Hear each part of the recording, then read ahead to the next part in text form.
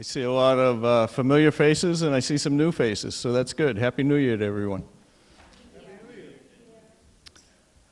It's been a while since we've spoken about wastewater, so I think this is an excellent turnout. Thank you all for coming out on this cold evening. We had handouts up back, but it looks like everybody must have one because they're either gone or hopefully if more people come in, you can share with some of them. There should be two handouts. One is the frequently asked questions, and another is a copy of tonight's presentation. The frequently asked questions are already posted on the town's website. So if you don't have a copy, or you want another one, or you want to send it to your neighbor who couldn't make it tonight, you can point them in the direction of the town's website, and we'll make sure that the PowerPoint presentation also gets posted there as well. They're posted under the wastewater button on the town website. You have the agenda shown here on the handout. We're going to review the schedule for the design process and into construction for the what we refer to as Phase 2 sewers here in East Harwich. Walk through the design process, construction, some of the property owner costs that we've reviewed previously, but now it's closer to you. And then some communications, and then we'll be happy to take questions, comments after the presentation. So if you can keep track of your question until that point, I think that would be beneficial. We've had a lot of questions sent to us, so we've tried to answer them in the presentation, so hopefully we'll answer a lot of the questions that you may have brought with you here tonight. When we get to the question and comment section, you'll have to come up to the podium here in the middle and use the microphone because tonight's session is being taped, so it can be shown later on cable. And after we even finish questions and comments, we'll be happy to sit here or stay later and answer any individual questions that you may have, pointing to plans and what have you. So take advantage of that opportunity as well. I should introduce myself since there are some new faces. My name is David Young. I'm with the wastewater consulting firm that you've hired, CDM Smith. With me tonight is Mike Judici, who will give the main PowerPoint presentation. Sitting next to Mike, I think you know Larry Ballantyne, who is the Board of Selectmen's liaison still on wastewater. And then Chris Clark, Town Administrator. And Dan Pelletier sitting up here in the front row. We've been meeting regularly with Dan and Chris as we've been going through this process to date. So with that, I'll turn it over to Mike Judici. Thanks, Dave. Again, my name is Mike Judici from CDM Smith, and I'd like to just move as quickly as I can through this presentation. As Dave said, hopefully we were able to address a lot of the questions that were sent to us prior. I just asked that maybe we hold the questions till the end. It's probably be about 20 minutes or so. Certainly happy to stay as long as we need to answer all of your questions once we get through the material. So we'll start off just with a general overview of the project for those of you who may or may not be familiar, and it's a little difficult to see this figure, but Phase 2 that we're talking about, this is Pleasant Bay, so obviously we're in the East Harwich area. This is Phase 2, this sort of purpley color, and you have copies of the figures in your handouts as well. Phase 3 actually gets washed out a little bit here, and let me move over to this plan. I think you might be able to see it better. Hopefully everyone can see this. So this purplish color is what we're calling Phase 2 of the wastewater plan. This green area up above is Phase 3, and this orangey, beigey area is Phase 8. So we will allude to those a little bit as we move through the presentation, just so you're familiar. This is Route 137 here, so you can orient yourself. Route 6, Route 39 coming up through, this is the East Harwich Business District. So as you may or may not know, the town has entered into an intermunicipal agreement with the town of Chatham, whereby all this wastewater flow from these three phases will flow into Chatham and eventually be treated at the Chatham Wastewater Treatment Plant. So all of this area will flow down Route 137 into Chatham, where it will be pumped up into their wastewater treatment facility. So just a quick overview of the schedule and where we are. As you probably know, we're leading up toward a town meeting article in May. I'm not sure the exact date, Chris. Is it May 7th? Town meeting, where the town will be seeking an appropriation for funding for construction of Phase 2. It's a roughly $22.5 million article on town meeting warrant. Should that pass, it'll then go to a town-wide ballot vote for a debt exclusion. In terms of funding, the town has lined itself up for state revolving fund loans, SRF, that's administered by the Massachusetts Department of Environmental Protection, DEP. So this summer we submitted the first step in that process, which is called the project evaluation form, on behalf of the town to get them in line for funding. As it turned out, DEP came out with their draft funding list. It's called the Intended Use Plan, IUP, in December, and the town has actually scored, out of 39 wastewater projects, scored the highest in the Commonwealth for funding. So they're lined up, the town is lined up to receive that funding. So the next step in that process is to actually submit the SRF application.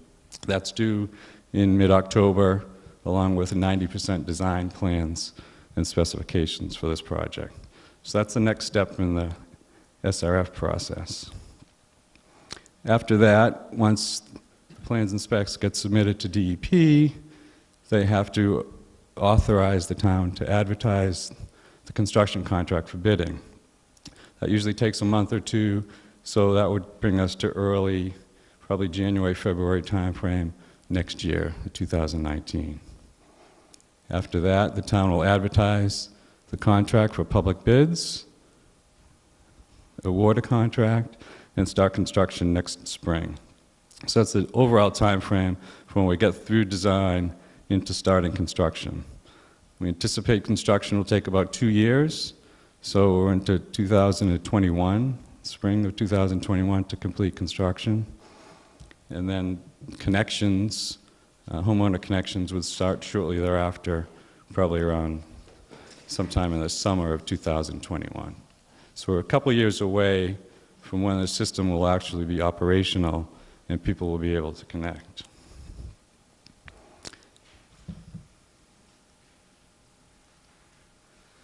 So I just want to spend a little time on the design process that we're in now.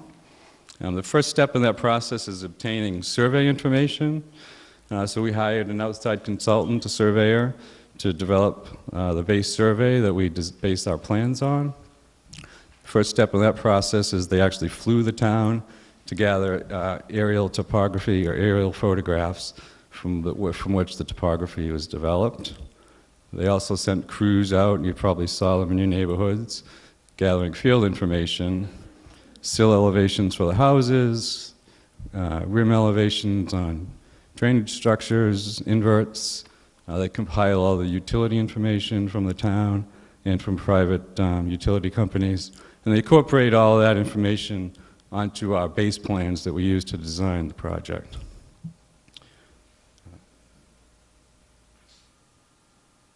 Excuse me.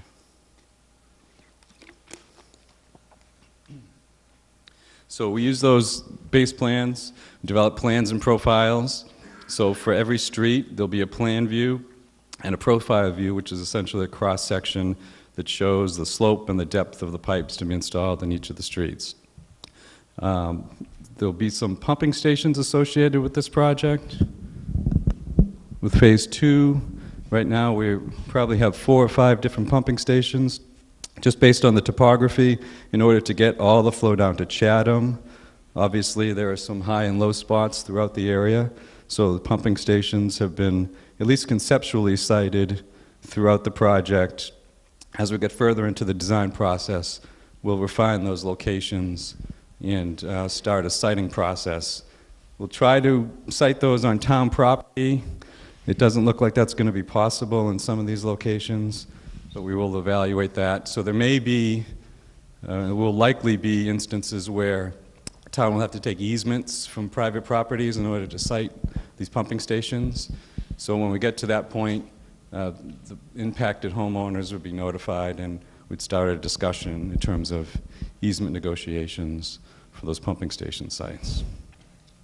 So once the preliminary plans are developed, we know how deep the pipes are going to be. One of the next steps is obtaining soil information. So we send boring crews out that drill borings along the alignment of the sewer so that we know the material that's in the ground, what the bedding situation is going to be for the pipe, and 2 key pieces of information that give us the groundwater elevation and if there's any bedrock or boulders in the area, because those impact cost. At the same time, we'll be doing all the permitting associated with the project. We'll be going before the Conservation Commission with a notice of intent. We also have to go back to the Cape Cod Commission as part of their permitting process. Throughout this whole process, as David mentioned, we are coordinating pretty closely with Chatham, because as I mentioned, this all flows into the Chatham system. So we've had a series of meetings. We'll be meeting again in a couple of weeks, just so we can coordinate the work between the 2 towns. You know, it's down to the level of, you know, for instance, you know, Queen Anne Road that runs along the border between the 2 towns.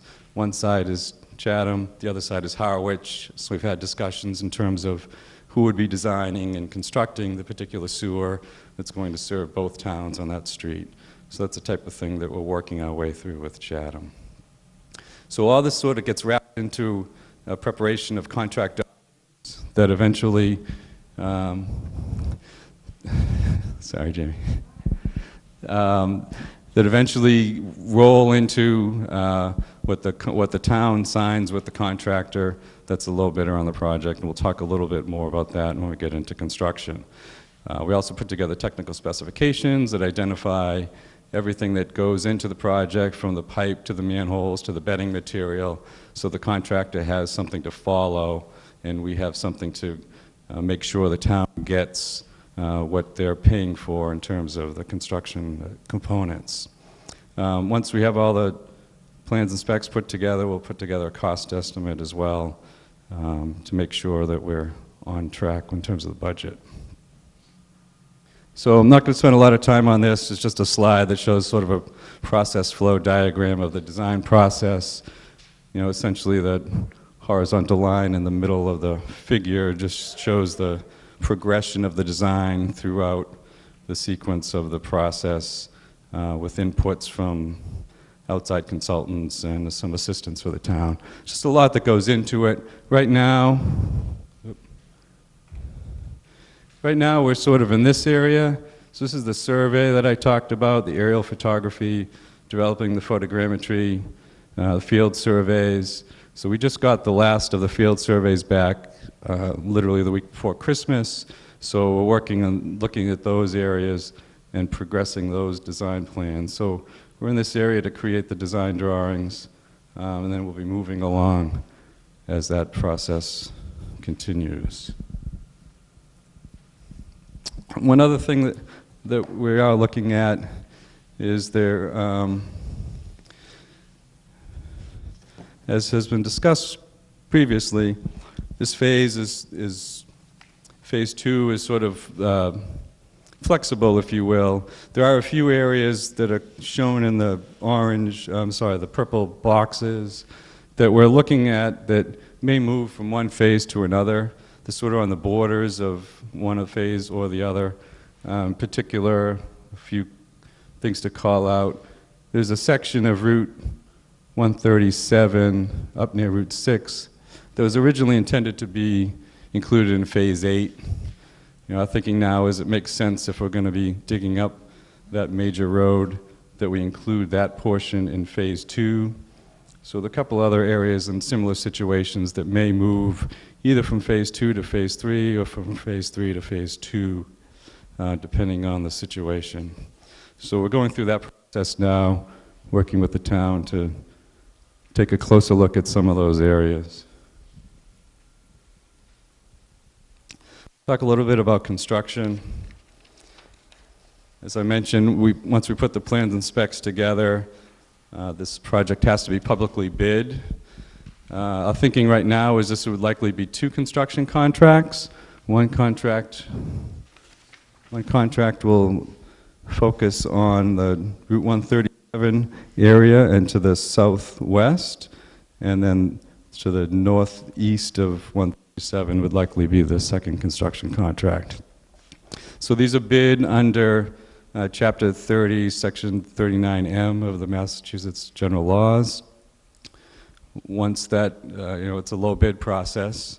Once an approved contractor submits a low bid, the town enters into a contract with them to construct the project.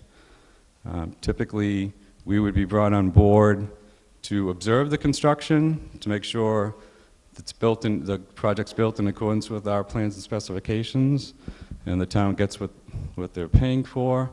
We also coordinate quite a bit with you, the homeowners and residents, and the town to make sure the project goes smoothly.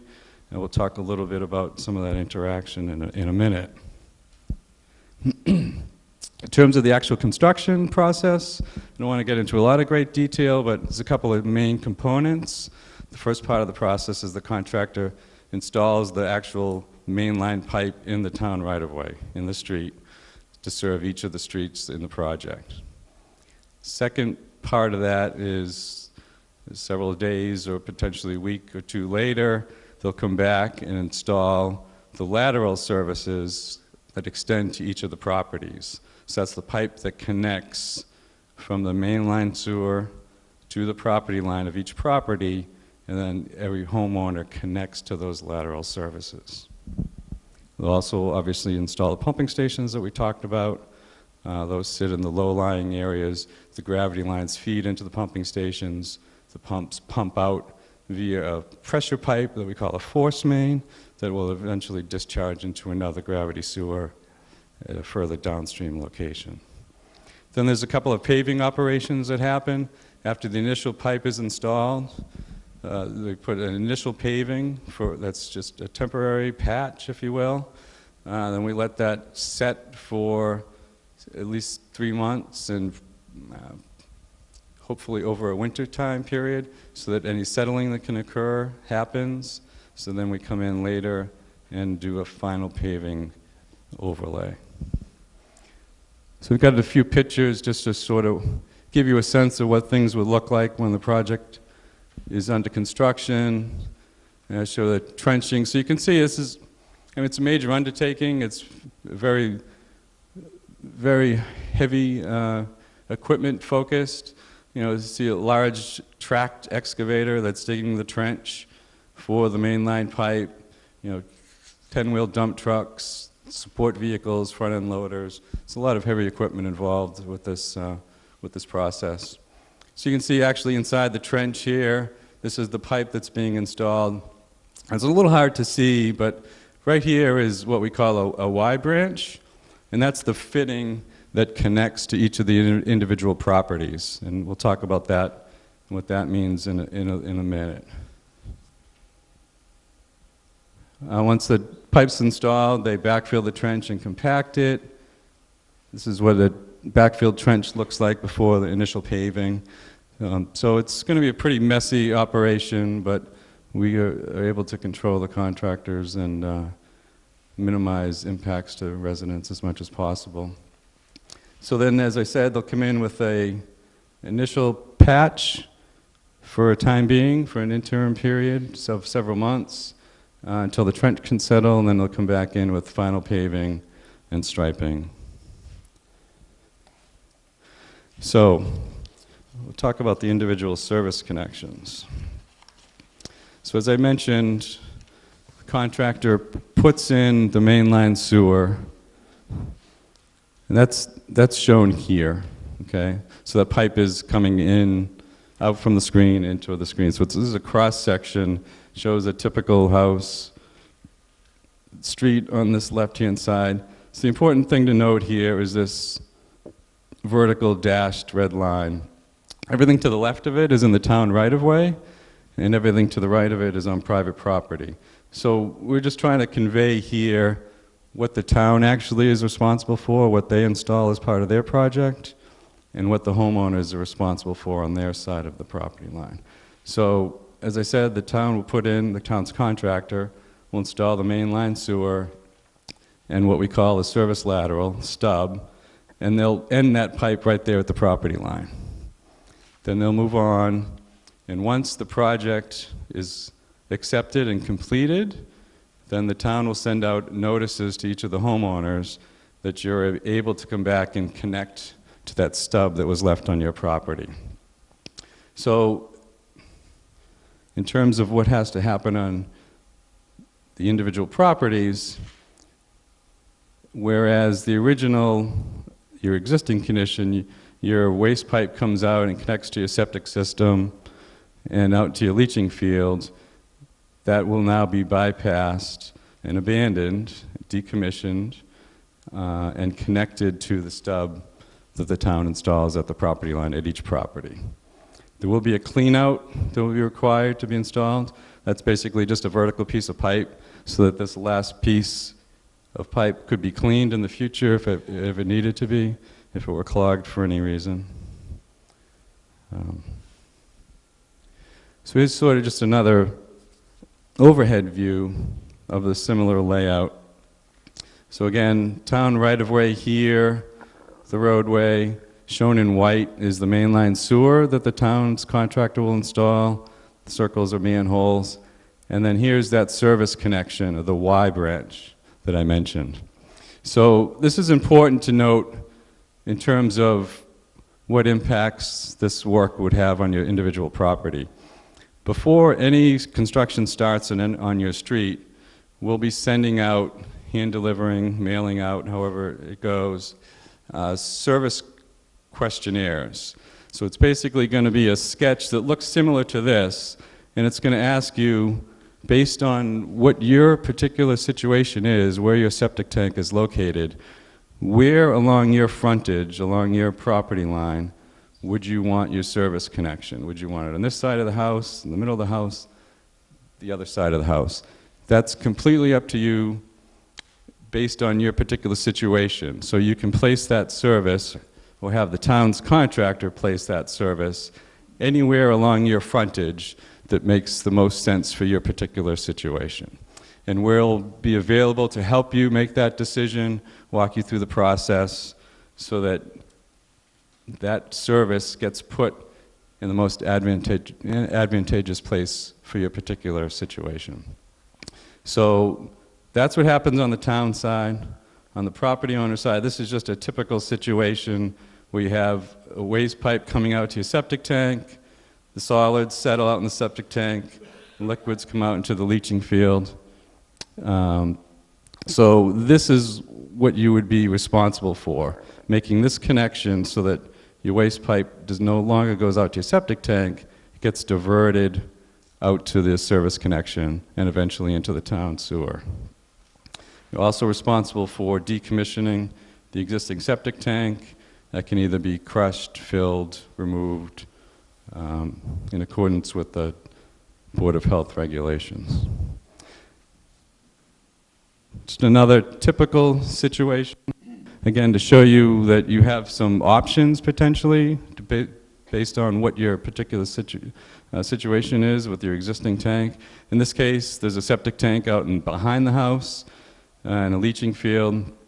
So here, like similar to the last slide, you could route your sewer out and around the house.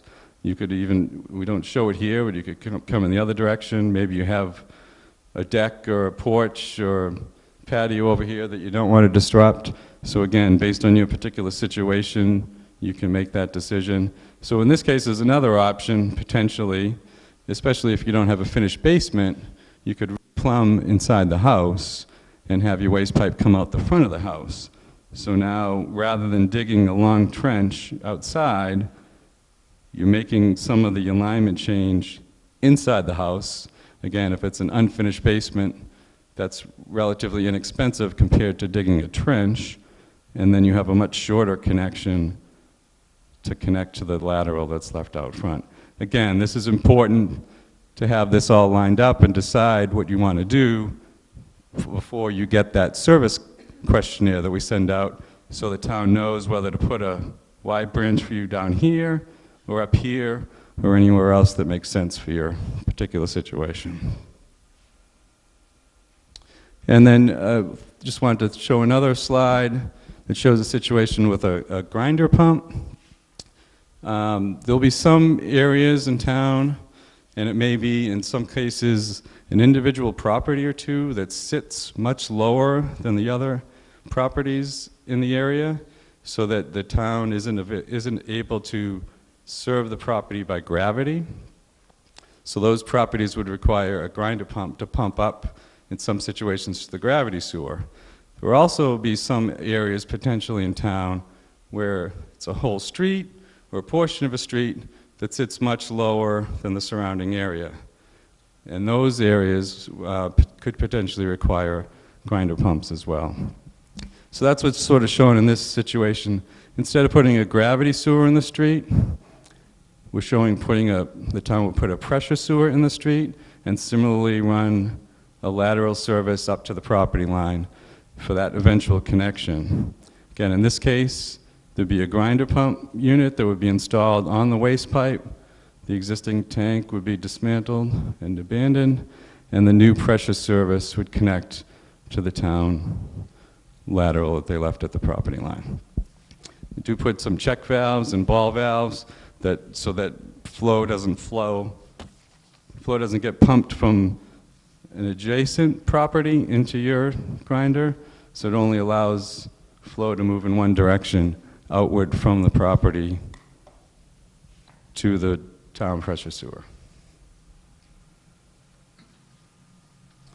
There's just a couple of pictures of a typical grinder pump unit. Sorry.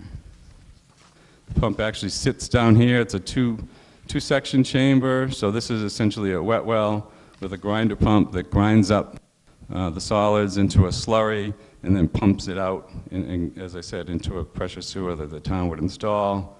It gets installed in an excavation, and that's essentially all you see in terms of the access cover once the installation is complete. Okay, just a flow diagram of the construction process, bidding period, construction period. Once everything is completed, we complete record drawings for the town, so you know where all the facilities were installed after construction. Sure, this is everyone's favorite slide. So just wanted to spend a little time, excuse me, walking through some of the costs. And I know a lot of this has been discussed at previous meetings, so we won't spend a lot of time on it. But we broke it up into two categories, payments that would be made to the town and payments that would be made to a private contractor to perform some of the work that we've talked about. So there'll be some inspection fees. Those are still being discussed and to be worked out. The tax rate increase for an average $350,000 assessed value is $150 yearly tax rate increase. The sewer user cost is based on your water flow, on your water use. So for an average 70,000 gallon a year property, it's roughly $510 a year for the sewer charge. In terms of the private contractors, there are two components. The town's going to require that you have a professional engineer prepare a connection plan for your particular property. And that we've seen costs in the range of $500 to $1,500. And then in terms of the actual construction, you'd have to hire a town-approved drain layer. The town will start that process of approving contractors that they'll allow to work in town. They have to be licensed, insured. So the town will publish that list, and then you get to choose from the contractors on that list. And that would typically, obviously, is going to vary greatly, as we showed on some of the figures. Everyone's configuration is different. It's going to be a different length, different depth, different restoration costs, depending on what your property looks like now. But that's generally a range of $3,500 to $6,500. So these costs have come from the experience that Chatham has undergone. As you probably know, Chatham is building sewers. It has been for a number of years. So that range of $5,000 to $7,000 is based on actual data that we've received from Chatham. So it should be pretty accurate. So a couple of things that we do suggest. Obviously, as with anything, you want to get a number of different quotes from contractors to install the connection on your property. The other thing that we've done or suggested in other communities that seems to work well is have neighborhoods get together and as a group solicit quotes from different contractors. So if a contractor knows he's going to get 5 or 10 or 20 houses on a street or on a couple of streets, he's going to give a much more competitive price than on just for an individual connection. So something to think about. A lot of people have had success and saved a lot of money doing it that way. In terms of funding, the county does have a community septic management loan program. It's a 5% interest rate. Other communities have used that with success. As you know, you can probably get better than that from a bank, but depending on your particular situation, that might be an attractive option to look at. The town has that information up on their website. There's an application there that's pretty straightforward that you can take a look at. And in terms of the banks, I'm not sure exactly what the rates are these days, but whether it's a home equity loan or a line of credit, I think you can typically do pretty well. Great. So Chris said there's some handouts with information on that community loan program as well on the side table, if you didn't get to pick it up on your way in. And just in terms of communication, main point of contact is Chris. Any questions you have, you could be directed to him, and then he would disseminate those to someone who might be able to answer your question. There is a lot of information up on the town website. On the home page, there's a wastewater button. If you go to that button, there's a lot of information there already, and that gets updated periodically. We'll be adding, as Dave mentioned, this PowerPoint and other information as it becomes available as we move through this process. The Board of Selectmen certainly will be having meetings. I think they typically dedicate one monthly meeting to wastewater issues, so there'll be information that'll be coming through them. You could either attend or watch those meetings. Similarly, would envision there'd be other public meetings like this one once we get closer to construction. Once we bid the projects, we know who the contractors are going to be, we know what their schedules would look like, then we would probably have another meeting so that you can get more specifics in terms of when they're likely to start work on your particular street in your area.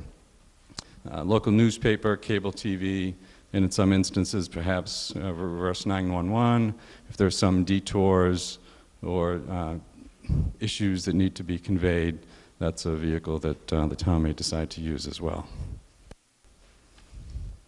And one last communication issue for Dan is he's suggested that if is anyone that has an irrigation system currently and the water department doesn't know about it, they would like to know about it.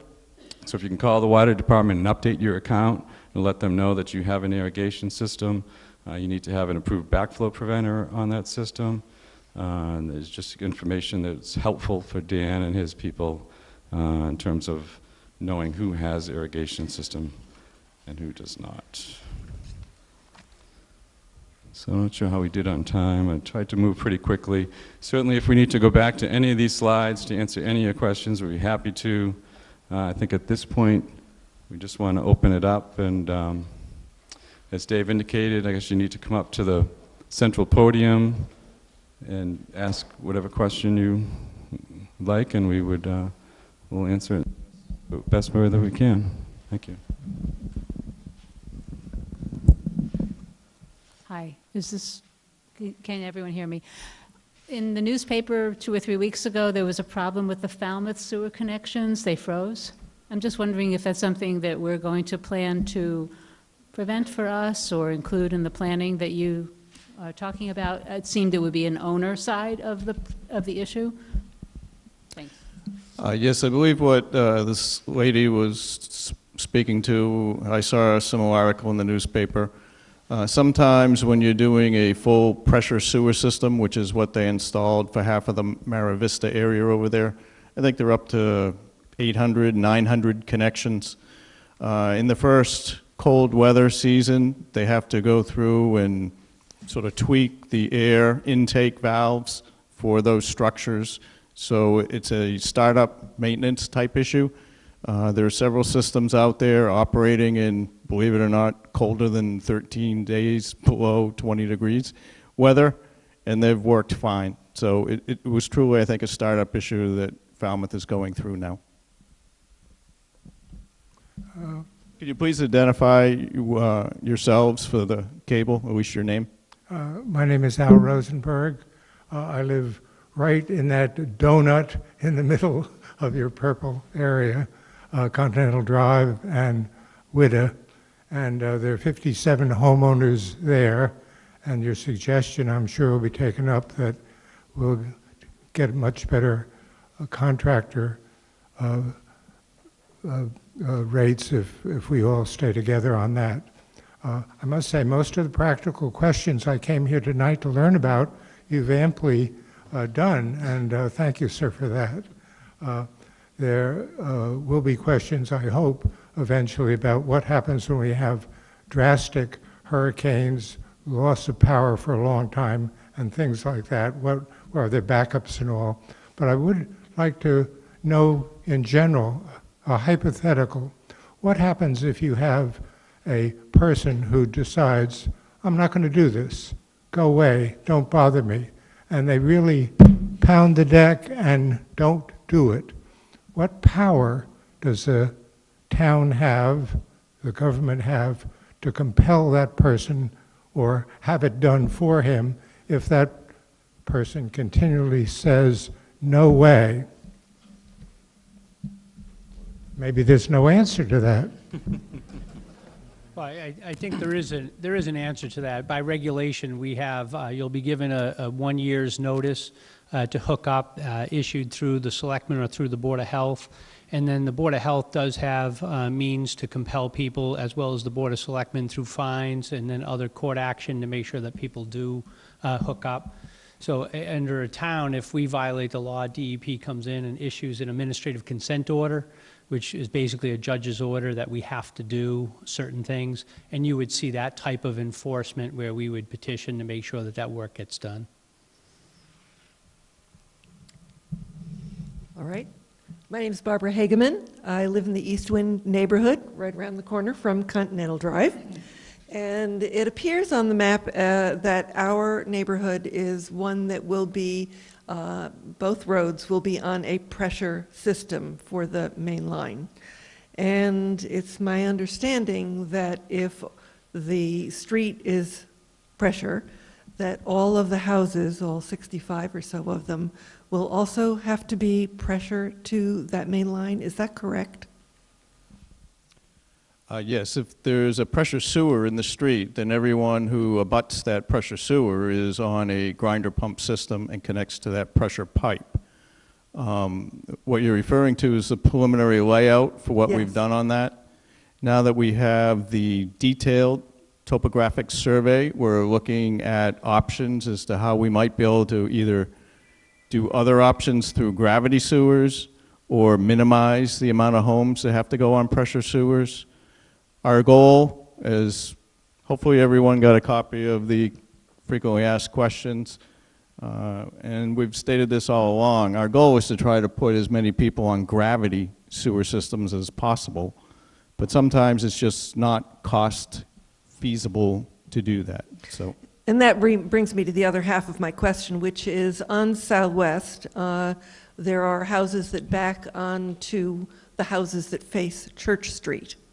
And Church Street is going to be gravity feed. Is it feasible for the houses that back those homes facing Church Street to have an easement that brings them gravity feed to Church Street rather than having to go pressure feed onto Southwest. And the same thing applies to Northeast, and it's backing on Continental, which is also considered to be a gravity feed. And I guess one of the other questions my neighbors had was, why are we on a pressure feed at all on Southwest and Northeast in that original plan? And of course, since you say that there have been some revisions, perhaps that won't be an issue anymore.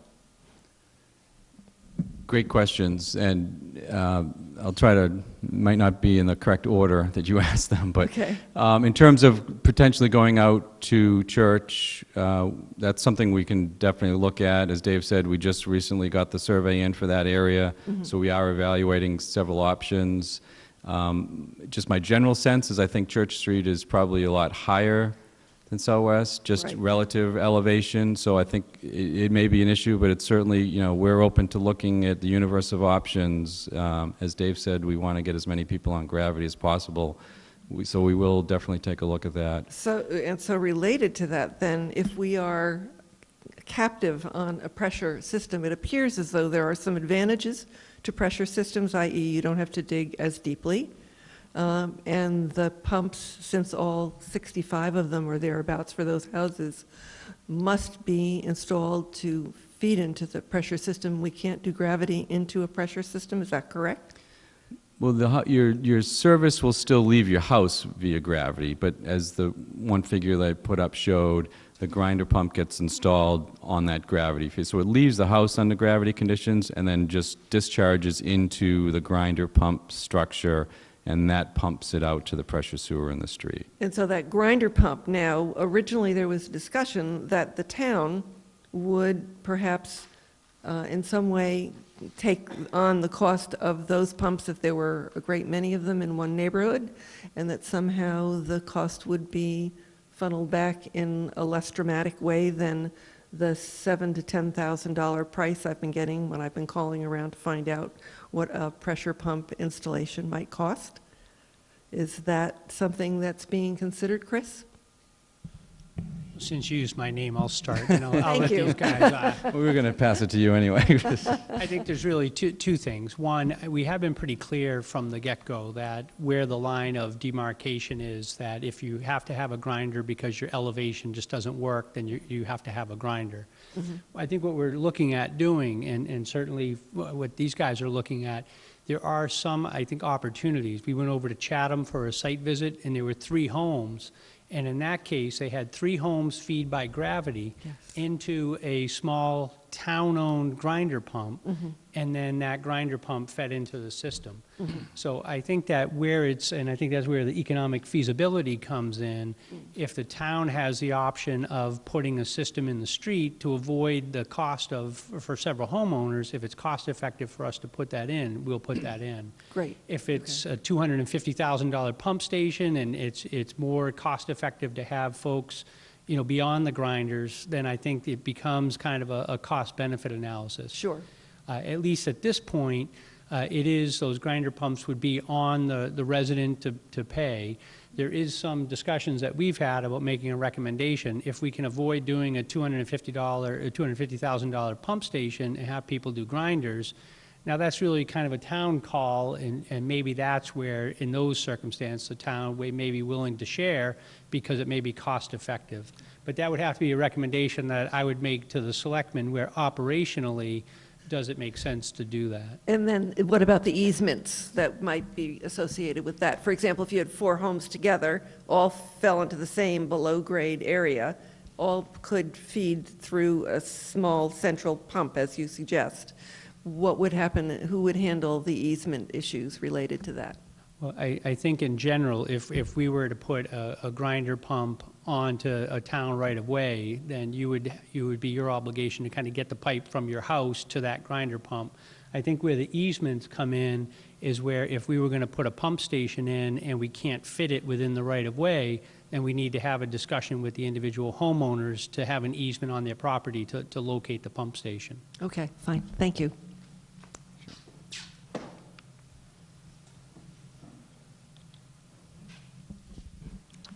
Hello, I'm Karen Hall. I'm on Roan Cove Road in East Harwich. I'm going to back everybody up a little bit because I've been out of the loop a little bit. I'm concerned about the meeting that's coming up in May. I thought we were going to be voting on this, and I'm hearing talk like it's a past item. Are we doing this for sure? Yeah, that's actually a, do you want to? Our plan is to put it on the town warrant for the spring. Our plan is to put it on the town, as a town warrant article in May. I think we're all looking to get the details answered, so we have all the facts going into the town meeting. But certainly our plan is to put that now in the spring town meeting.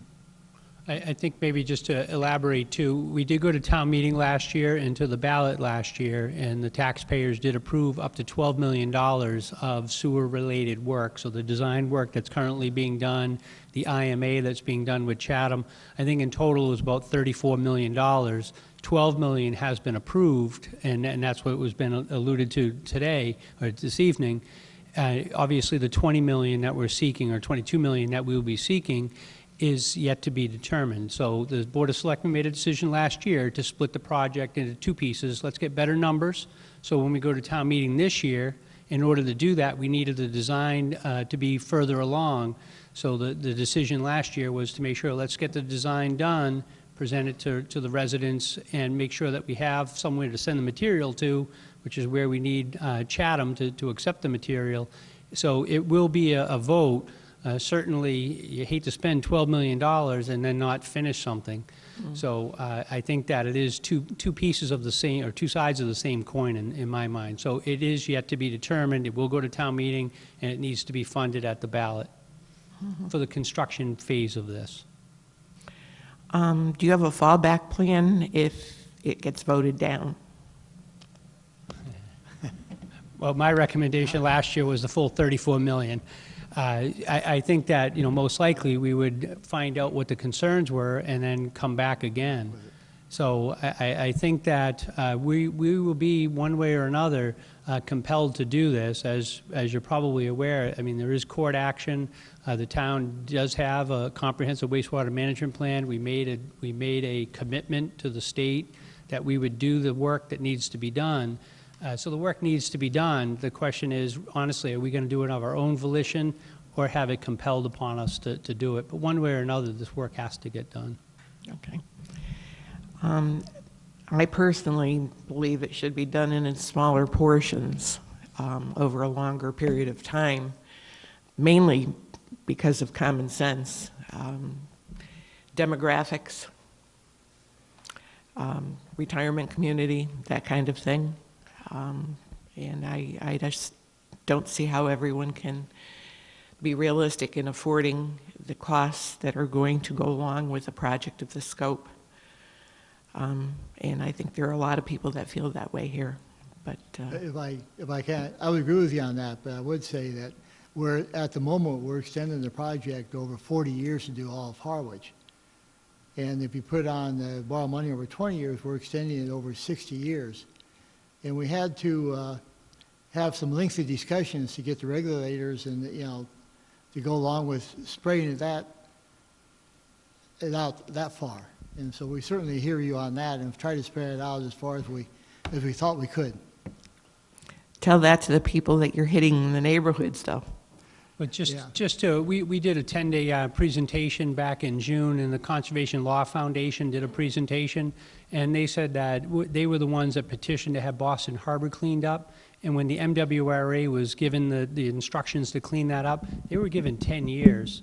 So I do think that the regulators have been very fair with us, and they have approved the plan. So for 40 years, as opposed to 10, I mean, to try to do $240 million over 10 years would have a much more dramatic effect than doing $240 million over 40 years. Mm-hmm.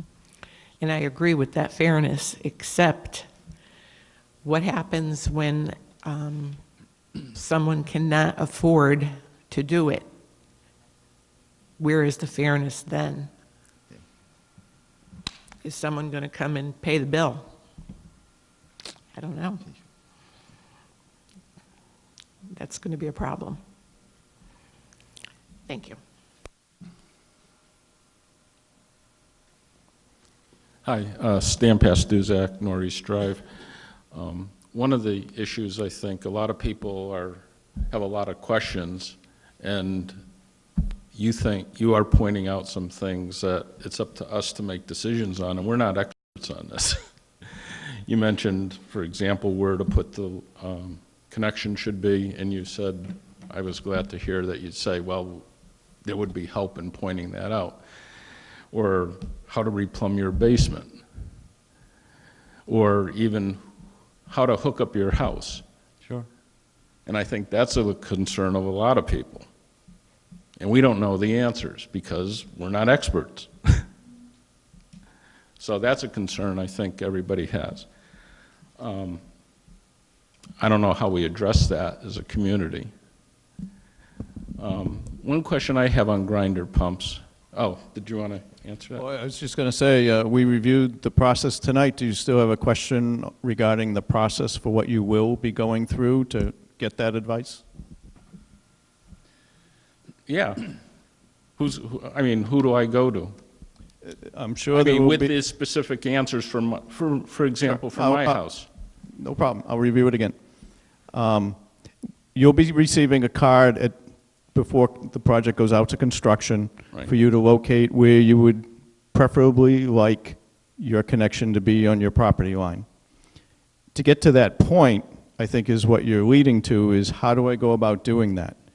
Our suggestion to you is to meet with a professional engineer who does this. There are several small firms around here who are going to be more than willing to work with the 600 people who will be connecting in this phase to help develop their plans.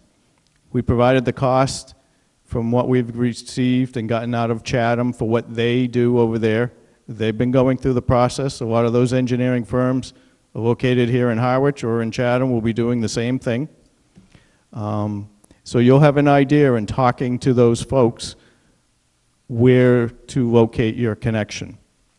So you'll put it on that card when you receive the card, and then our resident engineer during the construction process would meet with you as an individual homeowner just to confirm that location so that when the contractor's going down the street, you want it between these two oak trees or wherever it's coming out, it's going to be located and they'll mark it.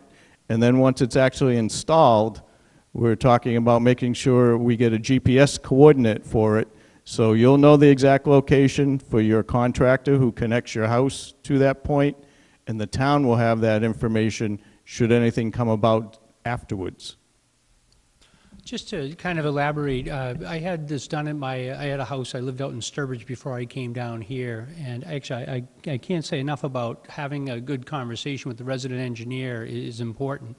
One thing, Megan Tierney is here in the front row. She's the health director. Maybe you can stand up so people can put a name and face together.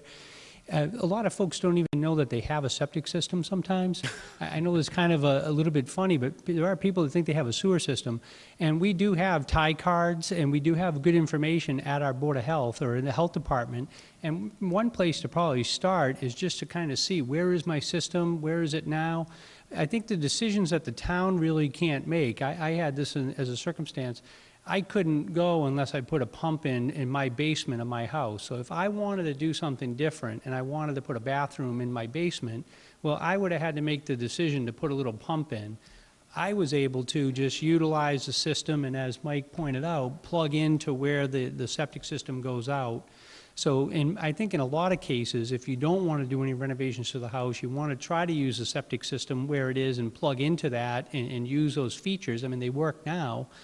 Then that would be a good place to start. Some of those decisions I think you can kind of start to do on your own, kind of just to look at what you want to try to accomplish. Oh, I know and then what bring the engineer. I know the whole layout from the Title V system when I bought the house. Sure. And I have a bathroom in my basement, and I know where it goes out and everything else, but I don't know, you know, when I first saw the preliminary drawing that northeast and southwest were going to be on a pressure-treated system, I hope that changes, because I can't understand why there should be. It's a flat area, in my opinion, compared to the other streets around it that aren't on pressure-treated system.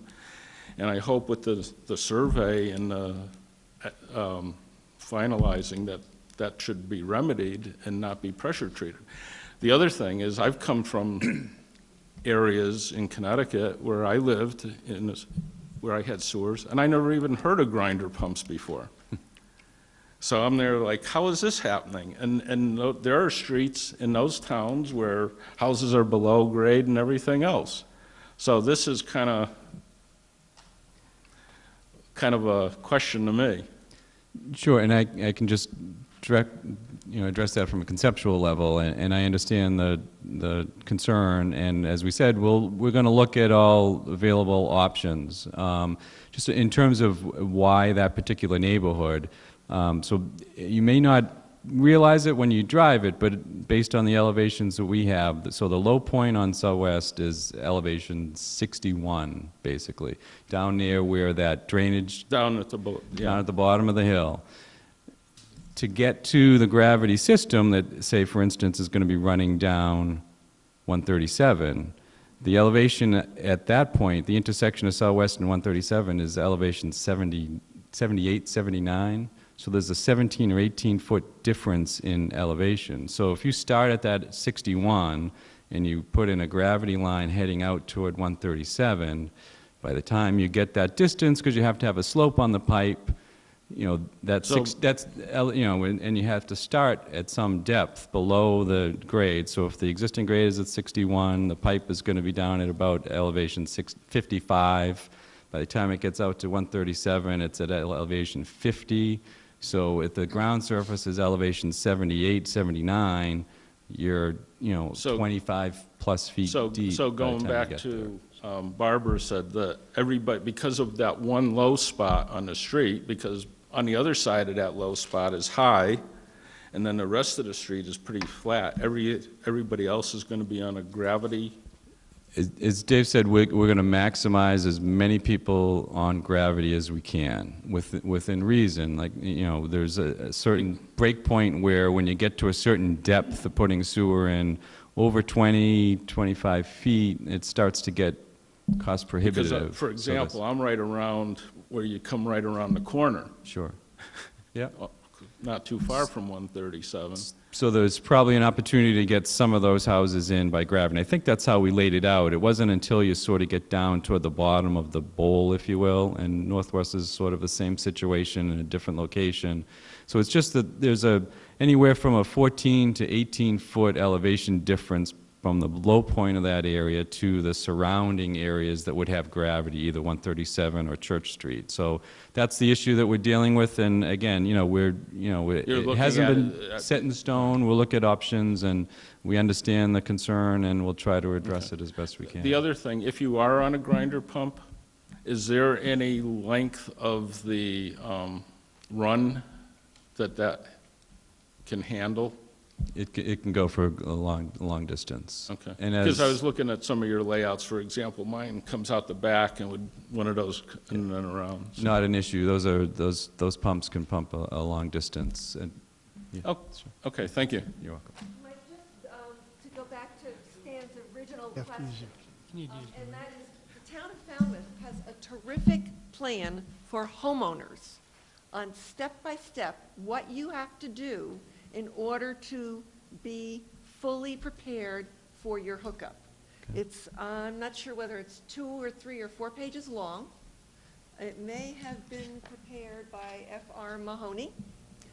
And I just got it this afternoon, and it tells you who, when, how, everything that we should be able to convey to the community as part of our communication plan. It's excellent. Okay, we can We'll definitely take look a that up. Yeah. Thank you. My name is Roy Terwilliger. I live on Church Street. I'm interested in the section in the purple on your diagram over here that was outlined in red. It's around Sugar Hill Drive. And you had indicated something about that might not be included in this phase and put at a later date or some other phase. I'm wondering what that means. Sugar Hill is off at Church, yeah. Again, there was just several areas that we're taking a look at to see. I think Sugar Hill wasn't maybe originally included in Phase 2 in the CWMP. It was something that was... Well, it's outlined in red on one of your printouts. Correct. And I think you had said earlier something about that would be treated or might be moved to another phase. It potentially could be. We're evaluating several of those areas. When would Yes, you sir. know? Certainly by town meeting. Before town meeting. Yeah. I think what the point is if we have the opportunity to pick up 10 houses and we can do it by gravity and avoid doing another neighborhood that we would have to put grinder pumps in, then we're trying to have our flexibility to be able to get those efficiencies accomplished. I think overall, you know, what you see is what you're going to get, 90%, but there are going to be some changes made where we have the opportunity to be more effective. Okay, well, I'll keep my eye on that. Thank you. Hi, my name is Joan Kozar, and I live on Maple Lane, which is in the 8th area. And so I realize that this is going to be done, and I realize that this needs to be done, and I'm all in favor of it. And I do have a couple of questions, though. The first question I have is there going to be, I know you talked about the loans that you can get at the bank and so on and so forth, for the home equity loans for the sewer system installation. I wonder if there's going to be any other form of financial relief for people who are on fixed incomes or have lower incomes. Then I have a question about the homeowners are to obtain several proposals for their connections and to talk to engineers and so on and so forth. Right now, do we have a lot of contractors who can actually do this work for us? Are they going to be coming in from off Cape? How are we going to judge their reliability? How are we going to have their guaranteed that their work is proper? As you all know, there are some contractors who are really good and some contractors who may not be quite so good. And I'm concerned that, you know, one neighborhood might get a good deal and somebody else might get a shoddy deal. What guarantees do we have? And then my final question is, I'm not looking to leave, but I just had a birthday.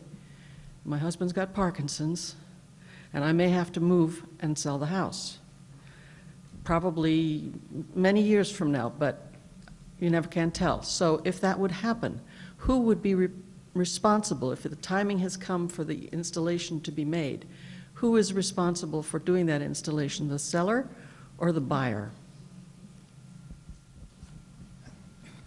I think it really depends upon when you receive the notice and who owns the property at that time.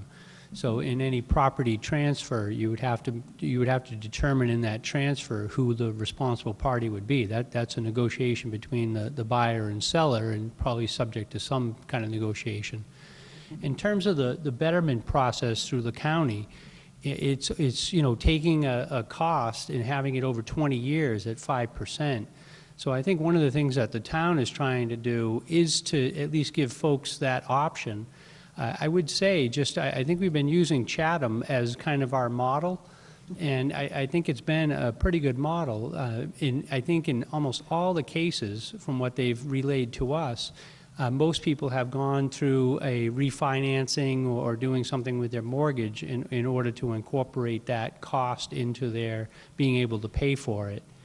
And I think if I have your third question, there's quite a few questions in there, and I'm trying to be respectful, we probably will use Chatham's experience. Chatham is well ahead of us, and they have, I think, 5 or 6 contractors. I don't know if ours on that list, I think they are.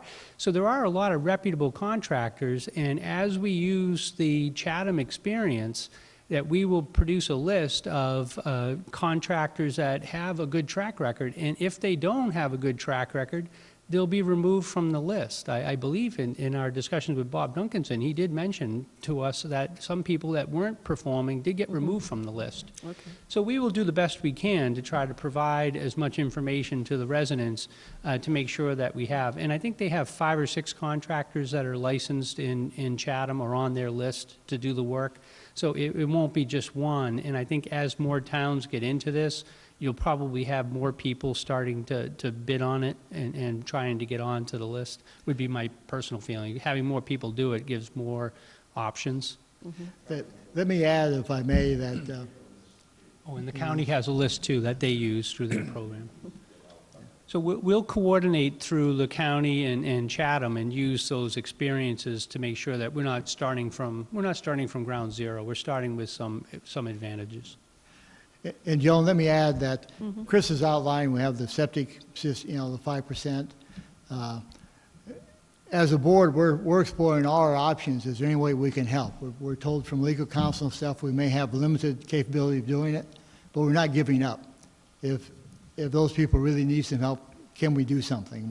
We're continuing those discussions. I can think of some people in my neighborhood who would greatly benefit from that and probably wouldn't want to take out a loan, even if it is for 20 years. I'm not, as we've learned, our options may be limited, but we haven't given up yet. We're still discussing. Thank you, Larry.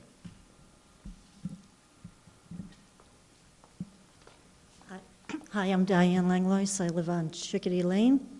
I'm coming from a different avenue. I work for the health department in Chatham, so I've been involved with a lot of the sewer projects with Dr. Duncanson. I have not heard a lot about my area. There's Chickadee Lane. It's off of Queen Anne Road. It's a dead-end road. There's a house at the end that's Chatham, Harwich. So how is that going to work in my neighborhood? And is it going to be pressure or gravity? I haven't heard anything about that, so.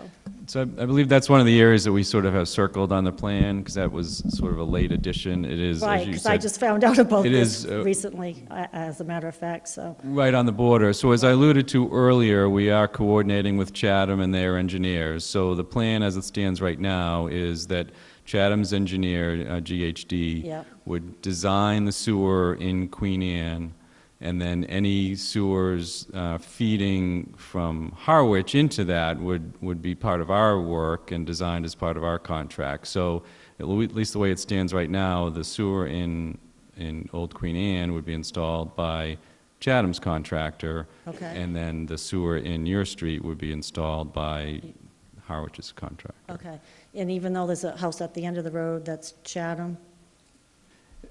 I wasn't aware of that, but we'll, again, that'll be an issue to talk about. You may or may not be aware, in the past, further down on Queen Anne, there's actually 2 water mains. There's one water main for Harwich, there's one water main for Chatham. We didn't want to obviously put 2 sewers in, it doesn't make sense. That's why we've coordinated with Chatham for this work. So if there is a Chatham property that falls on the end of the street just because it goes over the line, then that will all be worked out and we'll figure out how to get them in. And also on Old Queen Anne Road, there's a house that's half Harwich and half Chatham. Sure. Do we have any idea on what type of system would be going up Chickadee Lane? Pretty sure that's a gravity system. Gravity. Yes. Okay. All right. There may be a house, if I recall correctly, it's been a while since I've been out there, that sits very low, so that might be one of those situations that I alluded to earlier where there'd be a gravity sewer in the street, but there might be an individual property that might have to have a grinder pump to pump up to that gravity sewer. Because to lower the sewer to an elevation that would let that property get fed by gravity would put it much deeper than we would want to be or need to be or might be able to be to tie into the sewer in Queen Anne. So that would affect myself too, or just that property? So in that particular case, if it's 1 or 2 properties that sit low and everyone else on the street can get served by gravity, we'd put a gravity sewer in, and that those 1 or 2 properties would have to install a grinder pump, and they'd actually pump up into the gravity system that would feed everyone else. And also, I'm very concerned about the finances. I have 2 kids in college. My husband's not working, and we're trying the best we can to get by. And with the increase of taxes for the Monomoy and Cape Tech and this. It's going to be a real hardship, and I'm not sure if I qualify for a low-interest rate mortgage, loan either, due to our situation, so I'm really concerned with that.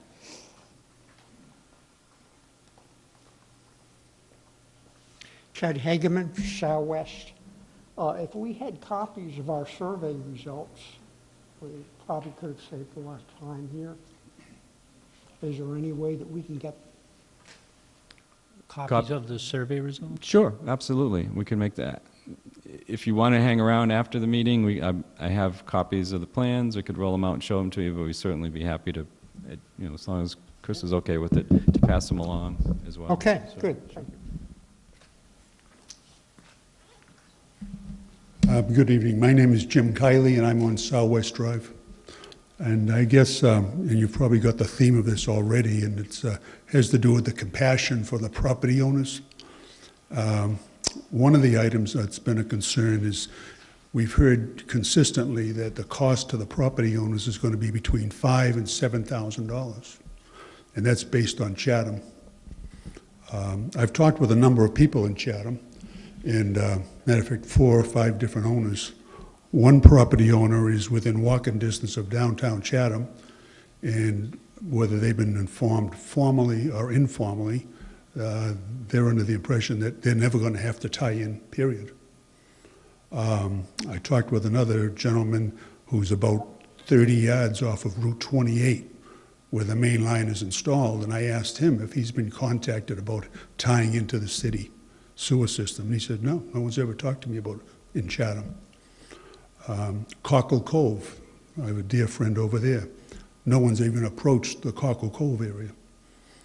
River Bay, I talked with a resident over there, and there's no indication that they're going to start their construction over there. They're under the impression they're going to be 30 to 40 years before they're contacted.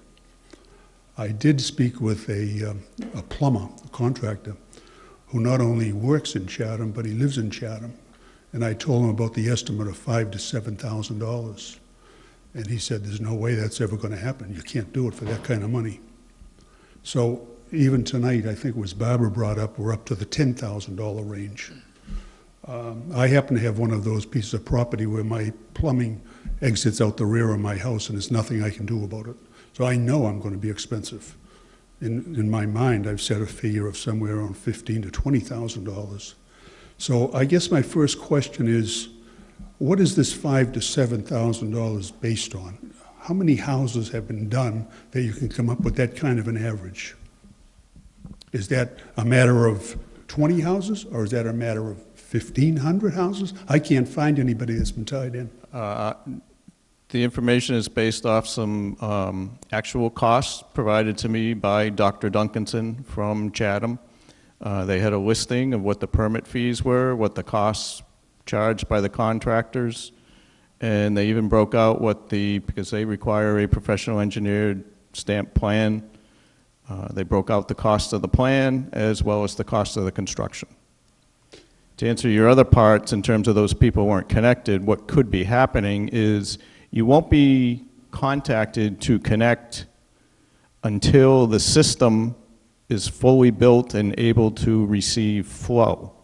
Now that means not only the pipe in your street, but the pipes that those pipes connect to downstream. And then in this instance, there's a pumping station that needs to be built that Chatham and Harwich will be sharing, that then pumps all this flow to the Chatham wastewater treatment plant. So that pumping station and the force main, the pressure pipe that leaves that pumping station all the way to the Chatham treatment plant, all need to be built before you will connect to the pipe in your street.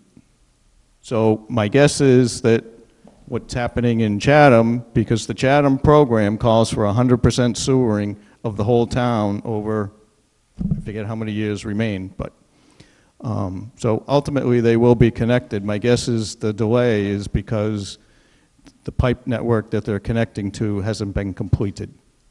Do you have any idea to, in establishing that $5,000 to $7,000 range, how many pieces of property that involves? I don't remember how many were on the sheets, but it was, I probably looked at dozen, 15, something like that. Okay, so it's fairly small. And I gather But based they on... were all fairly consistent. But again, each homeowner will be different depending on where your septic system is, the topography of your property, on and on. Whether you're going down your driveway that's paved or you're going the other side that's all grass. So there are a number of houses and pieces of property in Chatham where there's elevation issues, and certainly there'll be some grinder pumps over there. We don't know if any of those properties have been installed with grinder pumps, if they're included in this average. It appears that the average is very low. We have stated that that does not include the grinder pump installations, and yes, there are several installations in Chatham that have grinder pumps. I'm sure that information could be obtained. That was going to be my point on this. Jim, we can go back to Chatham and try to get some additional information to verify where they came from. Okay. I'd appreciate that, Larry. Okay. Based on the first meeting we had like this, and I think it was maybe November or October, Chris, I was under the impression that when the surveyors went through the community, they'd be communicating with the property owners. We had the surveyors go through our community, and they were probably glad to get away from my property and off of my street, because I chased them. And they ran the line from the center of the street to get their elevation to the corner of the foundation of the house, which is fine, except in my case, it's of no value, because I have to go around the back. And I asked them if they could give me the elevation to the back of the property, the back of the house. And they said they couldn't. They'd need to run a string out there. They were behind schedule, and they just had to keep moving. I guess there were 3 crews doing the surveys and so on.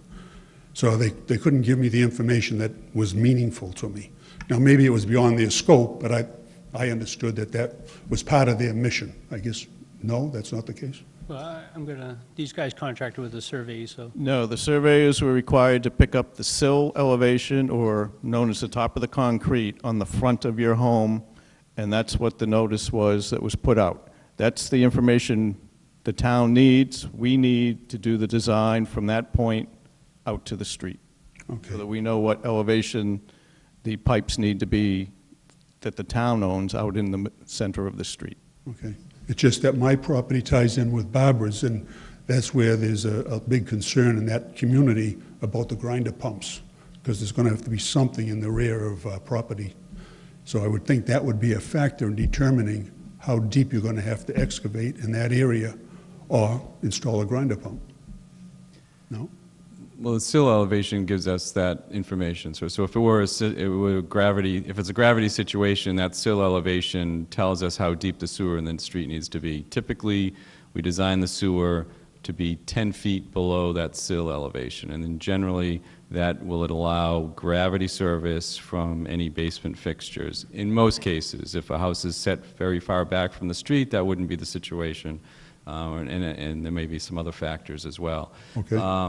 So the information that we need to design the sewer, gravity sewer, is the sill elevation. If it's a pressure system, we put the pressure system in the street 5 or 6 feet below grade, and it's not dependent on the elevation because it's a pumped situation, so the grinder pumps up to it. So in that case, we don't need that particular information, the sill elevation. And I will say, just in terms of the survey, while they only took that shot at elevation of the sill from the front of the property, and again, if you're welcome to hang around after, and I can roll out the plans to show you what the survey picks up, just based on the aerial photographs and the work they do on the ground, we essentially have all the topography between, on your particular street, the back of the houses on one side of the street and the back of the houses on the other side of the street. Everything in between the backs of those houses, from one side of the street to the other, we have all the topography shown. Okay. So that,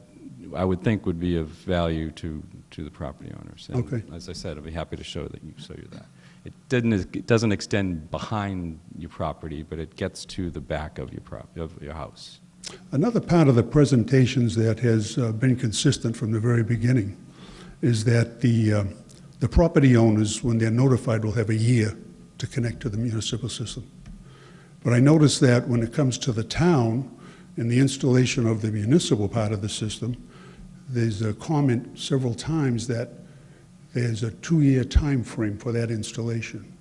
But they might be delayed by severe weather conditions or winter conditions, what have you. It's never mentioned that there's any leeway for the property owners during their course of 1 year to maybe they're going to be subject to severe winter too. It seems like it's a little. Just to clarify, what the 2-year connection I believe you're referring to from the town's perspective is, we've always put the 8 phases are in a 5-year increments. And that 5 years was broken down with 2 years of design, 2 years for construction, and then 1 year for connections to occur of the homeowners. Right. So the 2 years I think you're referring to is the 2-year construction period to put the pipes in the streets, for anything down gradient to be built and all that, so that the system is ready then for those homeowners who are connected to that pipe network to then connect. And if the homeowners are subject to a severe winter, there's going to have to be some leeway for them in that 1 year time. Yeah, I do think that we have to model our regulations on Chatham's because ultimately we're using their facility. And I think Chatham has the 1 year, and I think they may have a hardship clause that you can then approach the town for a hardship clause. If that's not in there, then that is something that we could certainly propose. I think the idea behind it is DEP wants us to connect people up. So if you give an option where it makes it optional, no one's going to connect. But I think the idea that you're saying to give people additional time is very reasonable. Just subject to the New England winters, that's all I'm saying. Yep. And hopefully without going through a permitting process. I guess you've picked up that there's a concern on the part of the property owners with regards to the expense they'll be incurring. And it's kind of difficult to understand that you expect us to come forward in May and vote on and approve a $22 million expense, and yet we don't know the expense right now that we're going to incur personally on our own property. Don't we have the cart before the horse? Can't you tell me or work with me so that I have a feeling for what I'm going to have to spend, so that I'll have a better attitude maybe when I go into vote in May? I might have a bad attitude, I don't know. Yeah, we need to answer those questions for a town meeting, Jim, that's clear. Okay. We want you to have a good feeling. Okay, good. Okay, thank you. Thank you.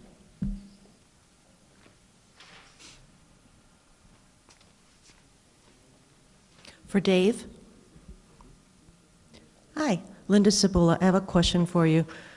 It's been a few years since we created the CWMP, and when we did, there were all the 8 phases, and they all had estimated costs associated with them. Has anything come up in the past year, 2 years, 3 years, in which we've been working more and more details that would dramatically change any of those cost estimates? I mean, I know that there's going to be a little here and a little there. You know, you mentioned today somebody might go from phase 3 to phase 2 or vice versa. But has anything come up that would dramatically change any of those cost estimates that, you know, we've been looking at? No, and certainly not in the East Harwich area. Some of the areas that we may move, you know, if we move in a certain area 20 houses into phase 2, we're looking to drop out 20 houses someplace else so that we manage to that budget that has been put forth to the town and that the taxpayers are working off of, and the information that's shown on the town calculator that's still on the town website. So outside of East Harwich, I think some people are familiar with, you know, the fact that the town is part of a potential community partnership option. So instead of building your own wastewater treatment plant in Harwich, you may, no decision's been made, but you may join into a treatment plant built in Dennis, along with Yarmouth, Dennis, and Harwich. And preliminary numbers show that there's some significant cost savings there. And the 3 towns actually just received a grant from the state, which was announced Friday afternoon for $150,000 to continue those discussions. So cool. That's really the only thing that may change versus the approved comprehensive wastewater management plan. And that's a good move down. Okay, thanks. Thank you.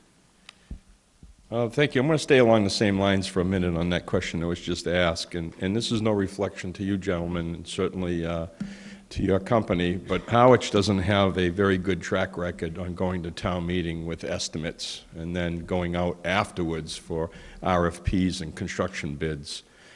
We recently had a project come before us that we're unable to do it with the money that was appropriated at town meeting. So I'm a little nervous that we're going to town meeting with a figure without, with just based on some estimates. And as the previous speaker just said, that number's been out there for a couple of years now. So I'm hoping, I know there's no really answer to this because we need to do it this way. The only other option is to go out for bid, yet again appropriate some more money in May so you can put together the bid documents, and then come back again next year with the accurate bids in hand.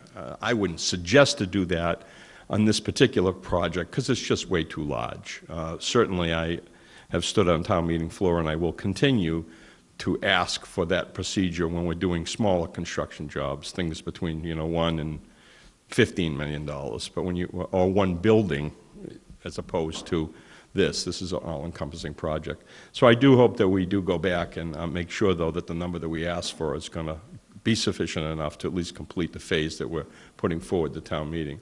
With that said, one of my concerns or one of my questions will be specifically on the bid process. You mentioned you thinking about splitting it into two bid documents. Is there a reason for that?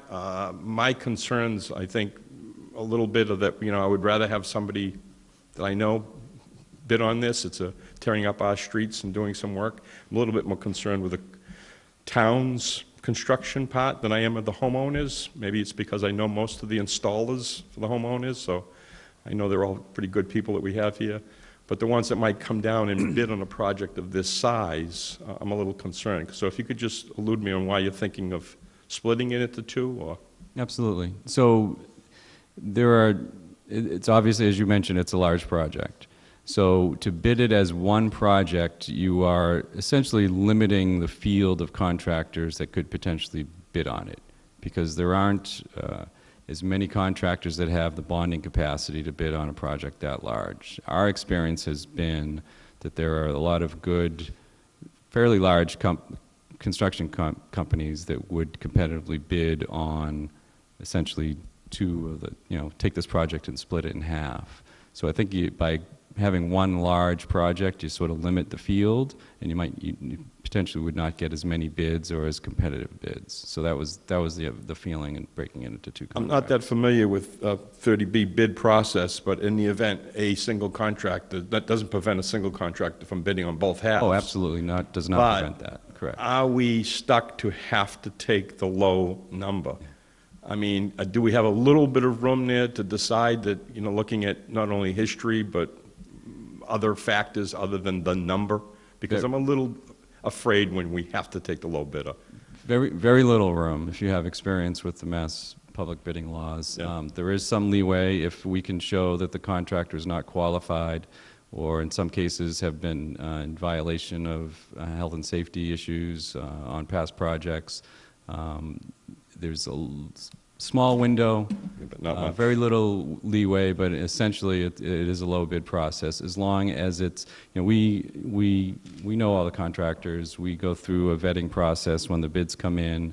We evaluate the low bidders, make sure they have the right insurance, bonding capacity, equipment, staff to do the project, and we look at their past performance as well. But as you said, it's going to require performance bonding and all that. That's correct, yes. Yeah, and I would just add, Leo, that the two contracts would probably be offset in the bidding period. So the low bidder on the first contract, they have incentive to go out and lower their overhead and everything and try to win the second bid. Competition.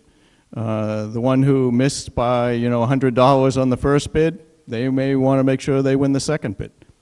Qualified contractors, though, and that's all to the benefit of the town of Harwich. So that's why we're looking to do that, is to create that competition. But there's nothing that says that one contractor might not win both contracts. Right. Right, thank you. To go back to the discussion that quite a few of the residents had, oh, here, for the record, by the way, I do own a house on Bay Road, so I am here as a resident of that area and someone that's going to be affected by this. There's been a lot of talk about grinder pumps. Do you think that there might be a situation where if we have a gravity feed pump, a gravity feed town-owned system in the road, that we may allow a homeowner to put in a pump system where they're only pumping the effluents as opposed to the solids? I'm trying to compare what we used to refer to when we first started this, the small pipe, big pipe versions, where someone would be able to leave their septic tank in place, and instead of having a grinder pump, they would put in a, is the correct word effluents? I know what I call it on the farm. A step system, yeah. It's a septic tank effluent pump. Pardon me?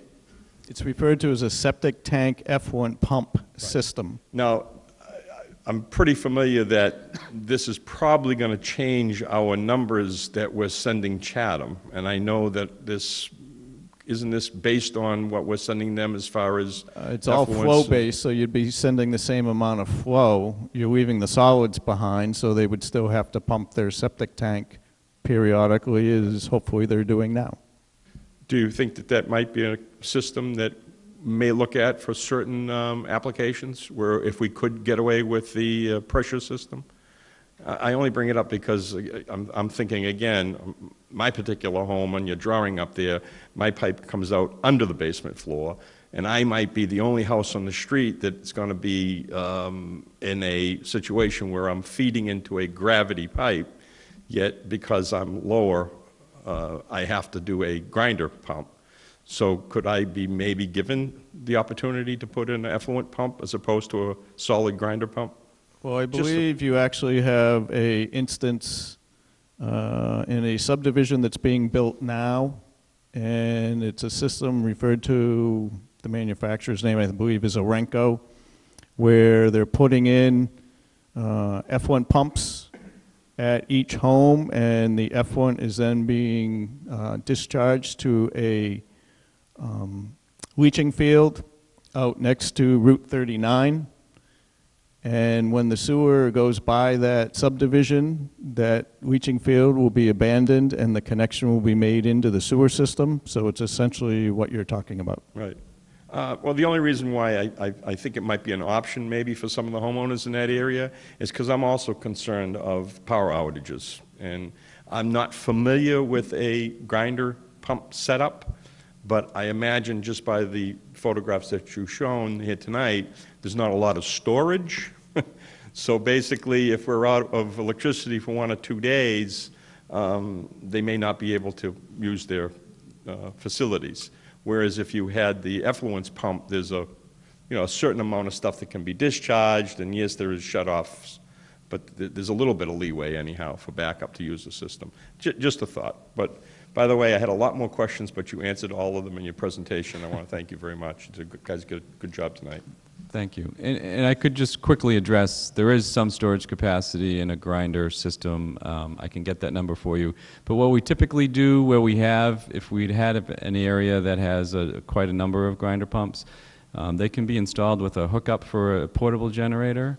So in those cases, we would supply the town with a portable generator so that if there is an extended power outage, the town could go around and hook up to each of the properties so that they can power up the grinder and pump out the system if it's for more than a short period of time. So it's definitely something we'd look at.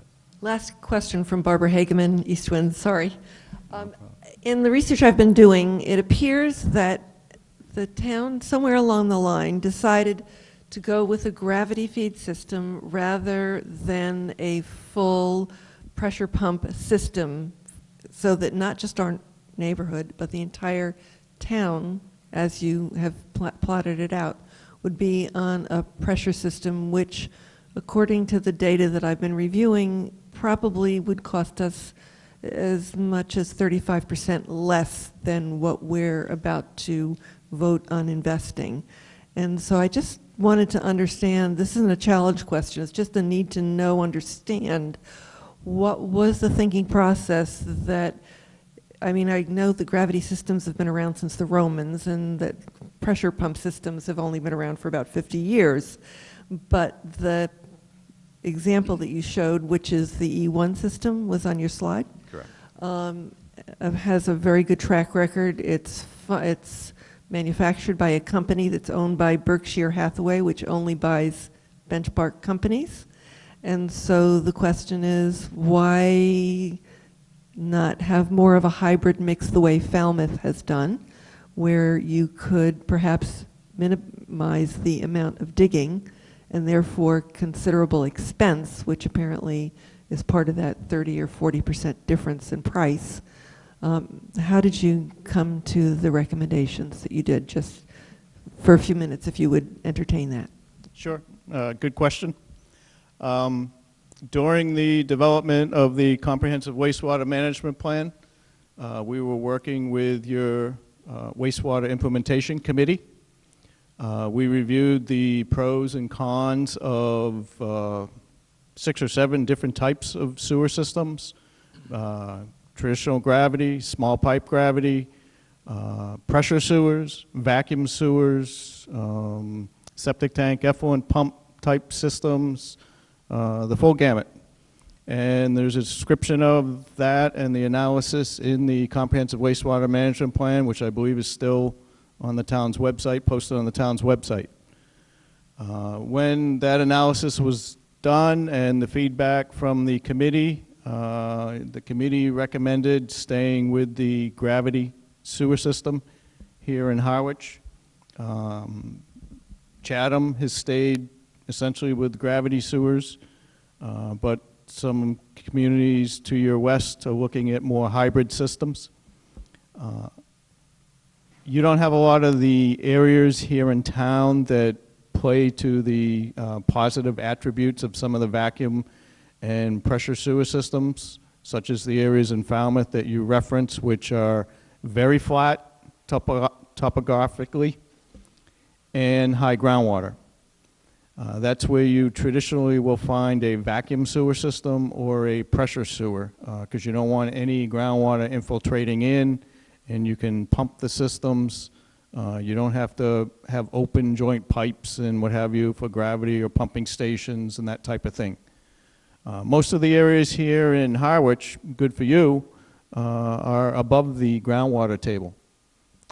You're not looking at systems that are very flat and at the groundwater table. Couple areas down to the south and to the west, but vast majority don't, so it lended itself more to the traditional gravity system, and that was the recommendation of the Wastewater Implementation Committee to us after that discussion.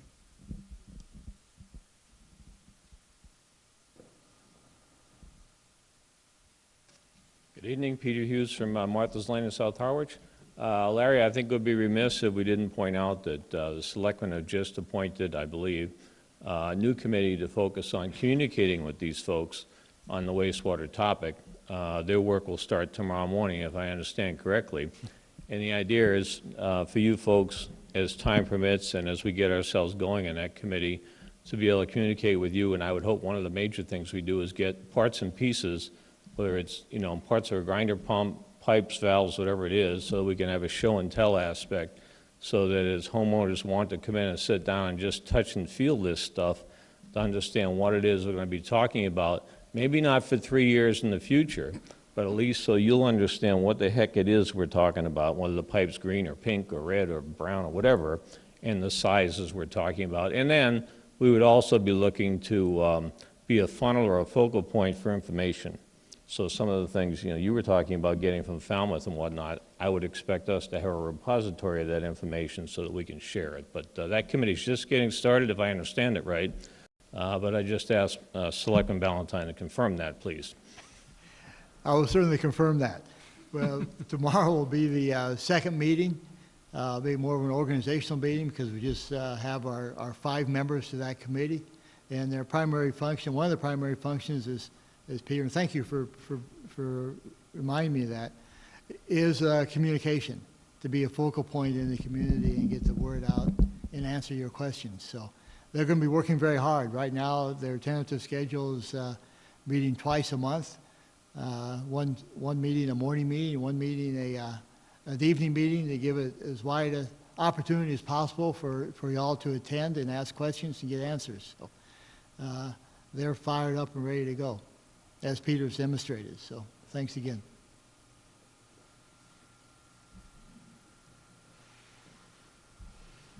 Stan Pastuzak again on Northeast.